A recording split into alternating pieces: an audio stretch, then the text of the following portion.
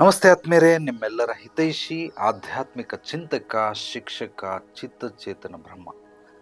ಸ್ನೇಹಿತರೆ, ಮೂಢನಂಬಿಕೆ ಇದನ್ನು ಕಂಡುಹಿಡಿಯೋದು ಹೇಗೆ ಅಂತ ಕೇಳಿದರೆ ವಂಡರ್ಫುಲ್ ಪ್ರಶ್ನೆ. ಆ ಉದಾಹರಣೆ ಮೂಲಕ ಹೇಳಿದರೆ ಅದು ಹೇಳಿದ್ರೆ ತುಂಬ ದೊಡ್ಡದಾಗುತ್ತೆ. ಬಟ್ ನಿಮಗೆ ಕೆಲವೊಂದು ನೀವು ಕೇಳಿರೋಂಥ ಪ್ರಶ್ನೆಗೆ ಉತ್ತರಗಳನ್ನು ಹೇಳ್ತೀನಿ. ಈ ಹಳ್ಳಿ ಕಡೆ ಜಾತ್ರೆ ಮಾಡ್ತಾರೆ. ಜಾತ್ರೆ ಮಾಡಿದಾಗ ಊರ ಮಧ್ಯದಲ್ಲಿ ಊಟಕ್ಕೆ ಅಂತ ಪಂಕ್ತಿ, ಅಂದರೆ ಬಾಳೆ ಎಲೆ ಊಟ ಅಂತ ಎಲ್ಲ ಹಾಕಿರ್ತಾರೆ, ಕೂತ್ಕೊಂಡಿರ್ತಾರೆ.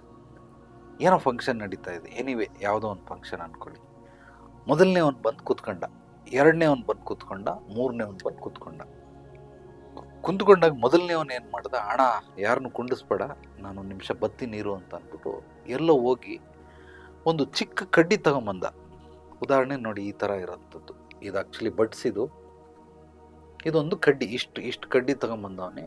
ಈ ಕಡ್ಡಿ ತಗೊಂಬಂದು ಪಕ್ಕದಲ್ಲಿ ಬಲಗಡೆ ಇಟ್ಕೊಂಡು ಕೂತ್ಕೊಂಡ ಊಟಕ್ಕೆ. ಎರಡನೇವನ್ ಏನು ಮಾಡ್ದ, ಅವನ ತಲೆಗೆ ಅವನೇನು ಹೇಳಲಿಲ್ಲ, ಅಣ್ಣ ನೀನು ಕೂತ್ಕೋ ಬರ್ತೀನಿ ಅಂತ ಅಂದ್ಬಿಟ್ಟು ಎರಡನೇವನು ಹೋದ. ಅವನೇನು ಮಾಡ್ದ, ಇಷ್ಟು ಗಾತ್ರದ ಕಡ್ಡಿ ತಗೊಂಬಂದ, ಈ ಥರದ್ದು. ಅವನದು ಚಿಕ್ಕ ಕಡ್ಡಿ, ಇವೊಂದು ಅದಕ್ಕಿಂತ ಸ್ವಲ್ಪ ದೊಡ್ಡ ಕಡ್ಡಿ. ಇದನ್ನು ತಗೊಂಬಂದು ಬಲಗಡೆ ಇಟ್ಕೊಂಡು ಕೂತ್ಕೊಂಡ. ಮೂರನೇವನ್ ಬಂದ, ಏನಕ್ಕೆ ಇವರೆಲ್ಲ ಇಡ್ತಾವ್ರೆ ಅಂತ ಅನ್ಕೊಂಡ. ಅವನೇನು ಅನ್ಕೊಂಡ, ಮೋಸ್ಟ್ಲಿ ಇದೆಲ್ಲ ಕಡ್ಡಿ ಇಡೋದು ಇಲ್ಲಿ ಸಂಪ್ರದಾಯ ಅನ್ಸುತ್ತೆ ಅಂದ್ಬಿಟ್ಟು ಅವನು ಹೋದ. ಒಂದಿಷ್ಟು ಉದ್ದ ಕಡ್ಡಿ ತಗೊಂಬಂದು ಇಟ್ಕೊಂಡ. ಈ ಸ್ಕೂಲಲ್ಲಿ ಟೀಚರ್ಗಳು ಹೊಡಿತಾರಲ್ಲ ಆ ಥರದ್ದೊಂದು ಬಿದಿರು ಕಡ್ಡಿ ತಗೊಂಬಂದು ಇಟ್ಕೊಂಡ. ಪಕ್ಕದಲ್ಲಿ ಕೇಳ್ದ, ಇಲ್ಲಪ್ಪ ಕಡ್ಡಿ ಇಡಬೇಕು, ಇಟ್ರೇನೆ ಇದು ಸಂಪ್ರದಾಯ, ಜಾತ್ರೆದು ಪ್ರತೀತಿ ಅಂತ. ಅವನು ಹೋದ, ಅವನಿಗಿಂತ ದಪ್ಪ ಇರೋದು ಒಂದು ಕೋಲ್ ತಗೊಂಬಂದು ಇಟ್ಕೊಂಡ. ಪಕ್ಕದವನು ಕೇಳ್ದ, ಅವ್ರು ಹಂಗೆ ಹೇಳಿದ್ರು. ಅವನು ಬಂದು ದೊಡ್ಡ ದಿಂಡು ತಗೊಂಬಂದು ಇಟ್ಕೊಂಡ. ಹಿಂಗೆ ಹೋಗಿ ನೋಡಿದ್ರೆ ದೊಡ್ಡ ಮರ ತಂದು ಇಟ್ಬಿಟ್ಟವ್ರೆ ಊಟಕ್ಕೆ ಕೂತ್ಕೊಳ್ಳೋಕ್ಕೆ.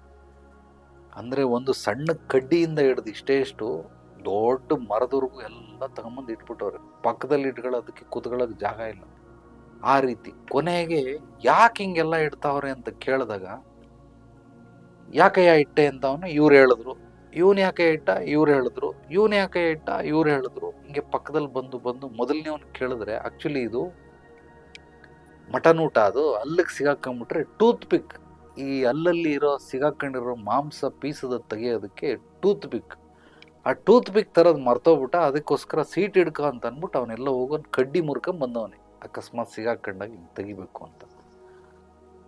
ಇದು ಅದರದ್ದು ಮೂಲ. ಆದರೆ ಪಕ್ಕದಲ್ಲಿರೋನು ಅವನನ್ನು ಕೇಳಿದರೆ ಏನಕ್ಕೆ ಇದು ಅಂತಂದರೆ, ಟೂತ್ ಪಿಕ್ ಥರ ಅವನು ಹೇಳ್ಬಿಟ್ಟಿದ್ರೆ ಇಷ್ಟೆಲ್ಲ ಘಟನೆಗಳು ನಡೀತಾನೆ ಇರಲಿಲ್ಲ. ಬಟ್ ಅವನು ಹೇಳಲಿಲ್ಲ, ಇವನು ಕೇಳಲಿಲ್ಲ. ಅವನನ್ನು ನೋಡ್ಕೊಂಡು ಇವನು ಕಡ್ಡಿ ತಗೊಂಬಂದ, ಕಡ್ಡಿ ನೋಡ್ಕೊಂಡು ಕೋಲ್ ತಗೊಂಬಂದ್ರು, ಕೋಲ್ ನೋಡ್ಕೊಂಡು ದಿಂಡು ತಗೊಂಬಂದ್ರು, ದಿಂಡು ನೋಡ್ಕೊಂಡು ಕೊಂಬೆ ತಗೊಂಬಂದ್ರು, ಕೊಂಬೆ ನೋಡ್ಕೊಂಡು ಮರನೇ ತಂದು ಇಟ್ಬಿಟ್ಟ. ಇದು ಸಮಾಜದಲ್ಲಿ ನಡೀತಾ ಇರುವಂಥ ಮೂಢನಂಬಿಕೆಗಳು ಹೇಗೆ ಹುಟ್ಕೊಂಡು ಅಂತ ಕೇಳಿದ್ರಲ್ಲ, ಈ ರೀತಿ ಹುಟ್ಕೊಂಡು. ಏನು ಒಂದ ಎರಡ ಈ ಥರ ಎಕ್ಸಾಂಪಲ್ಗಳು, 1000 ಎಕ್ಸಾಂಪಲ್ ಕೊಡ್ತೀನಿ, 10,000 ಕೊಡ್ತೀನಿ, ಲಕ್ಷ ಎಕ್ಸಾಂಪಲ್ಗಳು ಕೊಡ್ತೀನಿ. ಅದರದ್ದು ಮೂಲ ಹುಡುಕಿ. ನಮ್ಮ ಗುರುಗಳು ಹೇಳ್ಕೊಟ್ಟಿರೋದು ಒಂದೇ, ಸಮಸ್ಯೆಗಳು ಬರ್ತವೆ, ಸಮಸ್ಯೆಗೆ ಕಾರಣ ಮತ್ತು ಮೂಲ ಹುಡುಕು, ಪರಿಹಾರಗಳು ಸಿಗ್ತವೆ. ಅಥವಾ ನಿನಗೆ ಅದರದ್ದು ಮೂಲ ಹುಡುಕಿದ ತಕ್ಷಣ ಜ್ಞಾನ ಅರ್ಥ ಆಗ್ಬಿಡ್ತದೆ, ವಾಟ್ ಈಸ್ ದಿಸ್ ಅನ್ನೋದು ಅರ್ಥ ಆಗ್ಬಿಡ್ತದೆ. ಆದರೆ ಮನುಷ್ಯ ಮೂಲನೂ ಹುಡುಕಕ್ಕೆ ಹೋಗಲ್ಲ, ಕಾರಣನೂ ತಿಳ್ಕೊಳಕ್ಕೆ ಹೋಗೋದಿಲ್ಲ. ಸೀದಾ ಯಾರೋ ಏನೋ ಮಾಡ್ತಾವ್ರೆ, ನಾನು ಮಾಡ್ತೀನಿ. ಅವನು ಕೋತಿ ಥರ ಕುಣಿತಾವನೆ, ನಾನು ಕೋತಿ ಥರ ಕುಣಿತೀನಿ. ಯಾಕೆ ಕುಣಿತಾವನೆ ಗೊತ್ತಿಲ್ಲ. ಅವನು ಯಾವನೋ ಕುಡಿತಾವನೆ, ನಾನು ಕುಡಿತೀನಿ. ಅವನು ಸಿಗರೇಟ್ ಸೇರ್ತಾನೆ, ನಾನು ಸೇರ್ತೀನಿ. ಅವನೇನೋ ನಶೆ ಮಾಡ್ತಾನೆ, ನಾನು ಮಾಡ್ತೀನಿ. ಅವನು ರಾತ್ರಿ ಎಲ್ಲ ಸುತ್ತಾನೆ, ನಾನು ರಾತ್ರಿ ಸುತ್ತೀನಿ. ಇವನು ಬೆಳಿಗ್ಗೆ ಎದ್ದು ಮೆಡಿಟೇಷನ್ ಮಾಡ್ತಾನೆ, ಅದಕ್ಕೆ ನಾನು ಮಾಡ್ತೀನಿ.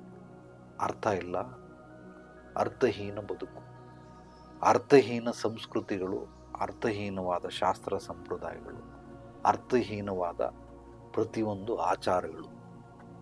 ನಮ್ಮ ಗುರುಗಳು ನನ್ನ ಮೊದಲನೇ ದಿವಸಕ್ಕೆ ಹೇಳ್ಕೊಟ್ಟಿದ್ದು ಪಾಠ ಏನು ಅಂದರೆ, ಆಚಾರ ವಿಚಾರ. ಆಚಾರ ಅಂದರೆ ಮರ, ವಿಚಾರ ಅಂದರೆ ಬೇರು.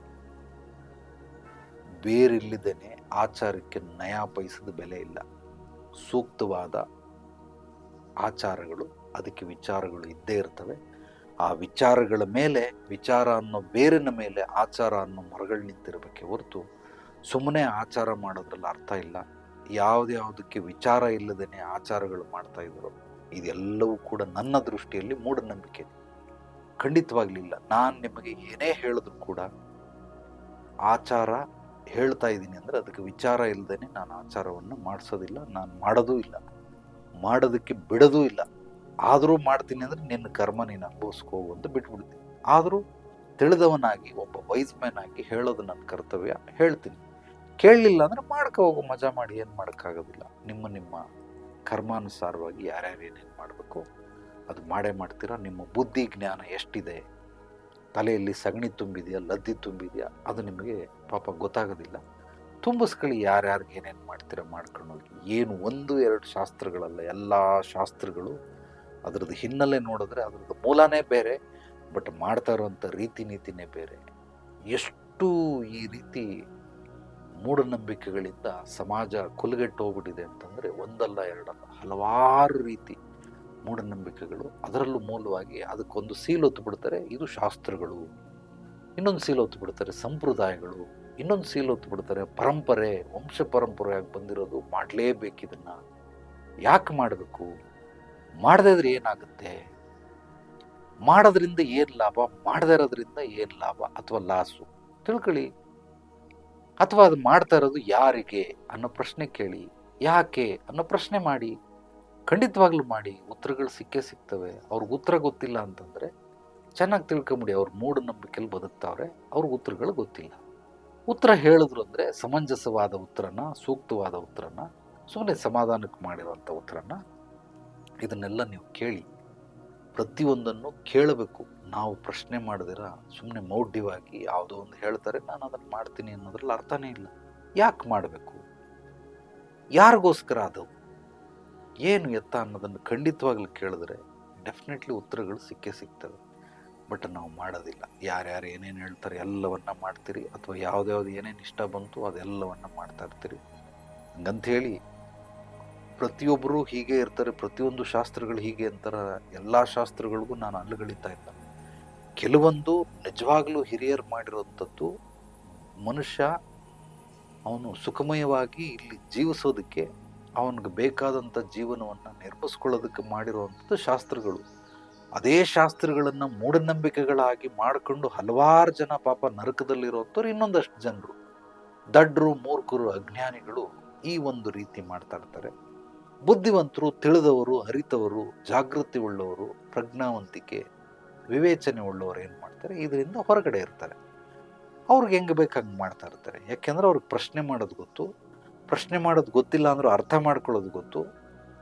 ಅರ್ಥ ಮಾಡ್ಕೊಳ್ಳೋದು ಗೊತ್ತಿಲ್ಲ ಅಂತಂದ್ರು ಇದು ನನಗೆ ಬೇಡವಾಗಿರೋದು ಅಂತನಾದರೂ ತಿಳ್ಕೊಂಡು ಪಾಪ ಸಪ್ರೇಟಾಗಿ ಸರಿದಿರ್ತಾರೆ.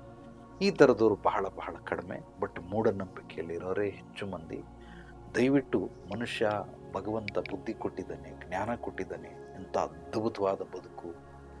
ಪ್ರಾಣಿಗಳಿಗೂ ಬೇರೆ ಜೀವಿಗಳಿಗೂ ಮನುಷ್ಯನಿಗೂ ಏನು ವ್ಯತ್ಯಾಸ ಅಂದರೆ, ಬೇರೆ ಜೀವಿಗಳಿಗೆ ಬುದ್ಧಿ ಕೊಟ್ಟಿದ್ದಾನೆ, ಅತಿ ಬುದ್ಧಿ ಕೊಟ್ಟಿದ್ದಾನೆ. ಮನುಷ್ಯನಿಗೆ ಬುದ್ಧಿ ಕೊಟ್ಟಿದ್ದಾನೆ, ಅತಿ ಬುದ್ಧಿ ಕೊಟ್ಟಿದ್ದಾನೆ, ಜೊತೆಲಿ ಜ್ಞಾನ ಅನ್ನೋದನ್ನು ಕೊಟ್ಟಿದ್ದಾನೆ. ಆ ಜ್ಞಾನಗಳೇನಾದರೂ ಪ್ರಾಣಿ ಪಕ್ಷಿಗಳಿಗೆ ಗೊತ್ತಾಗ್ಬಿಟ್ಟಿದ್ರೆ ಅವುಗಳು ಮನೆ ಕಟ್ಕೊಂಬಿಡೋದು, ಗಾಡಿ, ಕಾರು, ಗೀರು, ಬಂಗ್ಲೆ ಗಿಂಗ್ಲೆಲ್ಲ ಕಟ್ಕೊಂಬಿಡೋದು. ಪಾಪ ಅವಕ್ಕೆ ಗೊತ್ತಿಲ್ಲ, ಜ್ಞಾನ ಬಂದಿಲ್ಲ, ಅವಕ್ಕೆ ಬುದ್ಧಿ ಮಾತ್ರ ಇದೆ, ಅತಿ ಬುದ್ಧಿ ಇದೆ. ಅದರಿಂದ ಜೀವನ ಮಾಡ್ತವೆ. ಮನುಷ್ಯನಿಗೆ ಜ್ಞಾನ ಕೊಟ್ಟರು ಕೂಡ ಪ್ರಾಣಿಗಳಿಗಿಂತನೂ ಹೀನಾಯವಾಗಿ ಬದುಕ್ತಾನೆ ಅಂತಂದರೆ ಜ್ಞಾನ ಕೊಟ್ಟು ಏನು ಪ್ರಯೋಜನ? ಅಲ್ಲಿ ಜ್ಞಾನ ಇಲ್ಲ, ಜ್ಞಾನದ ಬದಲು ಅಜ್ಞಾನ ಬಂದ್ಬಿಟ್ಟಿದೆ. ಆದ್ದರಿಂದ ಈ ರೀತಿಯೆಲ್ಲ ಮಾಡ್ತಾರೆ. ದಯವಿಟ್ಟು ಇನ್ನು ಮೇಲಾದರೂ ಎಚ್ಚೆತ್ಕೊಳ್ಳಿ. ಸಾಧ್ಯವಾದಷ್ಟು ಎಚ್ಚರಿಕೆ, ಅರಿವು, ತಿಳುವಳಿಕೆಯಿಂದ ಬರ್ತದೆ ಎಚ್ಚರಿಕೆ, ಜಾಗೃತಿ. ಜಾಗೃತಿ, ಎಚ್ಚರಿಕೆ ಆದರೆ ಅದು ಹೆಂಗೆ ಬರ್ತದೆ? ಪ್ರಜ್ಞಾವಂತಿಕೆ, ವಿವೇಚನೆಯಿಂದ ಬರ್ತದೆ. ಇದೆಲ್ಲವೂ ಒಂದಕ್ಕೊಂದಕ್ಕೆ ಲಿಂಕು. ಆ ಪ್ರತಿಯೊಂದನ್ನು ಅರ್ಥ ಮಾಡ್ಕೊಳ್ಳಿ. ಅರ್ಥ ಮಾಡ್ಕೊಳ್ಳೋಕ್ಕಾಗಲಿಲ್ಲ, ಏನು ಮಾಡಬೇಕು, ಏನು ಮಾಡಬಾರ್ದು. ಗಂಡ ನಾಸ್ತಿಕ, ಹೆಂಡತಿ ಆಸ್ತಿಕಳು. ಸೊ ಅವಳು ಪೂಜೆ ಪುನಸ್ಕಾರ ಮಾಡ್ತಾವಳೆ. ಗಂಡ ನಾಸ್ತಿಕ ಆಗಿರೋದ್ರಿಂದ ಎಲ್ಲ ಆಪೋಸಿಟ್ ಮಾಡ್ತಾವ್ರೆ. ಆದರೂ ಗಂಡ ಹೆಂಡತಿ ಜಗಳ ಆಡ್ತಾವ್ರೆ. ಇದರಿಂದ ಒಂದು ಮುಕ್ತಾಯ ಮಾಡಬೇಕು ಅಂದರೆ ಏನು ಮಾಡಬೇಕು? ಎಲ್ಲವನ್ನ ಬಿಡಿಸಿ ಬಿಡಿಸಿ ಬಿಡಿಸಿ ಹೇಳಬೇಕು. ಹೇಳೋಕ್ಕಾಗಲಿಲ್ಲ ಅಂದ್ರೆ ಅಕ್ಸೆಪ್ಟ್ ಮಾಡ್ಕೊಳ್ಬೇಕು. ಆದರೂ ಮನೆಯಲ್ಲಿ ಕೆಲವರು ಈ ಒಂದು ಸಂಘರ್ಷಗಳು ನಡೀತಾನೆ ಇರ್ತವೆ. ಈ ಸಂಘರ್ಷಕ್ಕೆ ಒಂದು ಅಂತ್ಯ ಕಾಣಬೇಕು, ಒಂದು ಫುಲ್ ಸ್ಟಾಪ್ ಕೊಡಬೇಕು ಅಂದರೆ ಕೆಲವೊಂದು ಯುಕ್ತಿಗಳನ್ನು ಬಳಸ್ಕೊಳ್ಬೇಕು. ಅದು ಏನು ಎತ್ತ ಅನ್ನೋದನ್ನು ನೇರವಾಗಿ ಬಂದು ಭೇಟಿ ಮಾಡಿ, ನಿಮ್ಮ ಯಾವುದೇ ರೀತಿ ಸಮಸ್ಯೆಗಳಿರಲಿ ಆ ಸಮಸ್ಯೆಗೆ ನಿಮ್ಮ ಹಿನ್ನೆಲೆ ಪೂರ್ವಾಪರ ತಿಳಿದ ನಂತರ ಪರಿಹಾರ ಮಾರ್ಗದರ್ಶನ ಸುಬೋಧಿನಿ ಆಧ್ಯಾತ್ಮಿಕ ಪರಿಹಾರ ಕೇಂದ್ರದಲ್ಲಿ ಸಿಗುತ್ತೆ.